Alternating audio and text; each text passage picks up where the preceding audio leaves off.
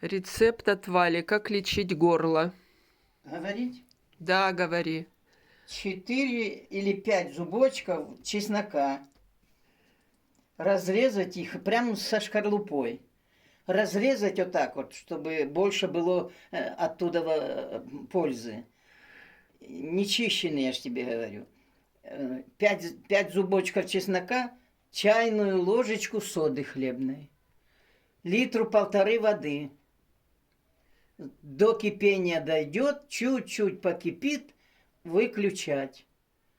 И ингаляцию, пожалуйста. Закрывайся тряпкой там чем-нибудь. И ингаляция хорошо помогает на здоровье.